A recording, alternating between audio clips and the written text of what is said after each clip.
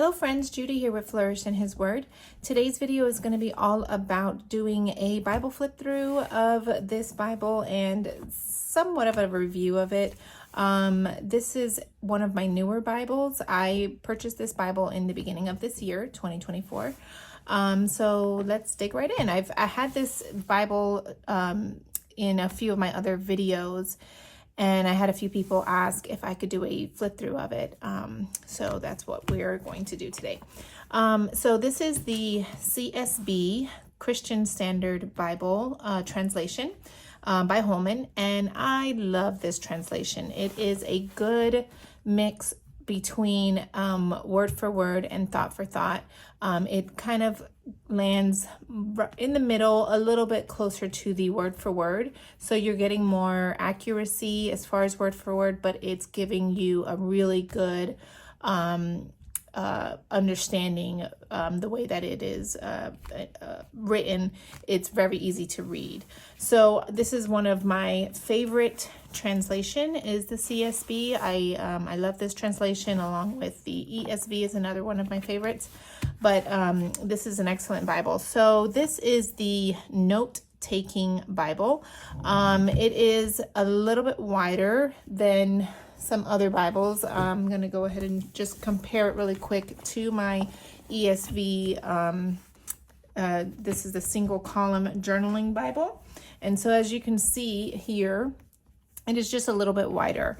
And so that's one of the reasons why I do love this Bible. I chose to use this Bible as my everyday home studying Bible, where I take a lot of my notes for home when I'm doing my study here at my house, because it is a little bit bigger, gives me more space. It allows me to add more to it. And so, sorry if you hear my dog in the background, but let's go ahead and dig right in. So the cover is a true tone. It is not real leather, imitation leather, but very nice. It does have two ribbons that go with it, which is nice. So in the beginning, I did add my own ribbon in the front and back covers here, just for look. I also added washi tape to the front page of each of the first page of each book. And I'm going to be doing, I know I've been saying this actually, but I'm going to be doing a video on why I do this and how I do it. This Bible actually does not have any, and I'm going to be adding it to this one. So stay tuned for that video, hopefully in the next couple of weeks or so. So that's what I have with this one. Opening it up, this page in the very beginning, my hope and my desire is to add scriptures that really speak to me, quotes from books that I read, really just anything that I want to have when I first open the Bible. So that is going to be this first page. Okay, and then opening up to this page, I honestly am not happy how it came out. I am going to be redoing this whole thing, but I do like what I put in it. I like the information that's in here. I have this page here that I had tipped in, but it fell out. I'm guessing it's because it's the front of the book, the Bible, and it just didn't hold well. But this is transition words, just an easy, quick look at which transition words and just some examples of them. Note-taking ideas, notating, things to notate during observation, questions to ask for application. I just like having kind of a reference page in the front of my Bible, just for me to have something to look back at and give me things and ideas of what I can take notes on in my Bible. So I have that. My other Bible that I did a Bible flip through, which I'll post that below in the caption. That one I got this off of the God Redeeming His People for His Glory. So I wanted to add that into this, and the meta narrative, creation, fall, redemption, restoration. So it's just something I wanted to add. So this is the first page here. And then you got your table of contents, some introduction to the Christian Standard Bible, and then the beginning page here is my goal here for this page was to put just information about the Bible as a whole, information about the Bible itself. So that's what I was using this page for, going right into the Old Testament. I got this Bible a little bit into the month of January. So I started my yearly plan, which I'm doing now. It was the Bible recap plan, and that is the plan that I've been following along. So I started that in my other Bible, going for Genesis. So I don't have as much marked in Genesis because I was doing that in the other one. But as you can see, getting into Exodus, I started to use this one a lot more. And so the beginning of each page or each book, I do like to gather context. And so I put in the author, timeline, audience, purpose, genre, and any notes that I want to remember regarding the book. I also do an outline.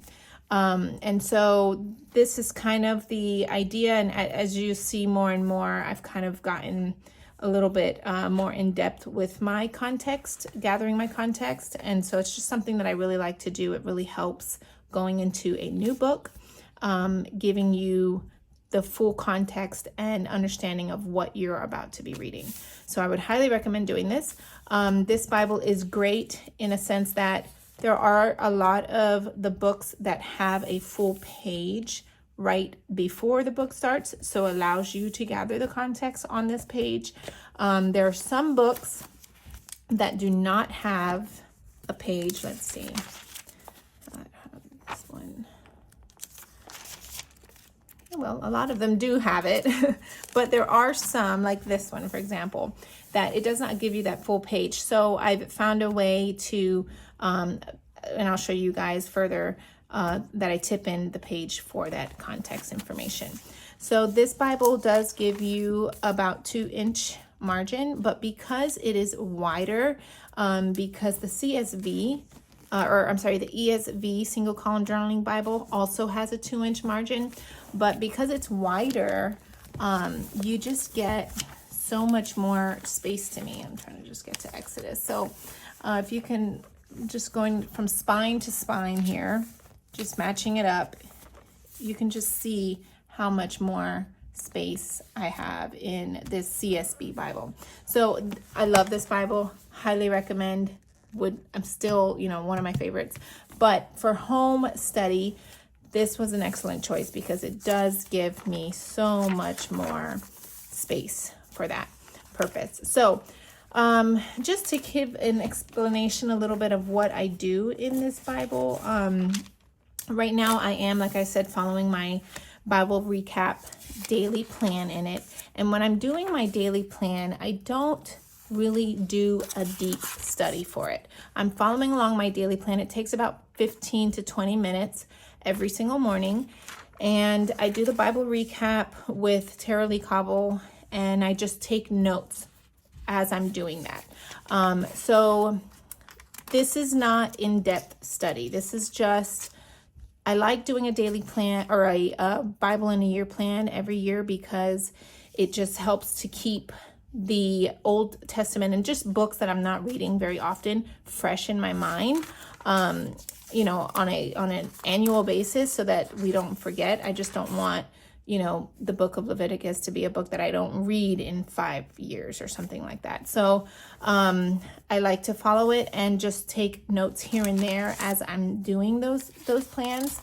But I do also, along with my daily Bible in a year plan, I also do a in-depth book study separate from that. So I'm going to show you that as well. So here's another one of my context pages: author, timeline, audience, purpose, genre, notes, and I have keywords here and an outline again, some tip-ins. And as you can see, I don't take notes on every single thing as I'm doing my Bible in a year plan. Again, it's just here and there, some things that I want to remember. So I'm going to go a little bit further in just to show kind of where I have taken notes. The other thing I wanted to point out about this Bible is that let me go to a page. It has two colors in it. So it's not just all black font. It has this gold, kind of a gold color, that is the titles, your chapter numbers, your book and page number or chapter numbers, and then your page number. And so it's very pleasing to the eye when you're reading it. You're not just seeing all black font. It's breaking it up. And so I really do love that about this Bible. It just makes it such a beautiful Bible. The column does have lines in it, but the lines are not super strong, the font color. So if you don't want to stay within the lines, it doesn't really make a big deal with it if you want to use the lines or not. And so I'm trying to find an example. Most of these I did kind of stay within the lines, but there's lots of times where I did not stay in the lines, and you can't really even tell. So I do love that you have that ability there with that on the side. So it really is a beautiful Bible. I love using this Bible. The paper is just your normal Bible paper. It's not too thick, not too thin. So, there is a little bit of shadowing, but I haven't had any bleed through. I do have a test page in the back that I do use, and that way I know what what it will do. You can see in the back what it's done. So I always do that to all of my Bibles. This, I absolutely love how this came out. This is an outline that I did, but it's an outline of all of the history books. And so I really enjoy this because I always do an outline of a book when I'm going into a book, and I just do the outline for that specific book. But I've never done an outline of a whole section of the Bible. I guess you would call it like the genre.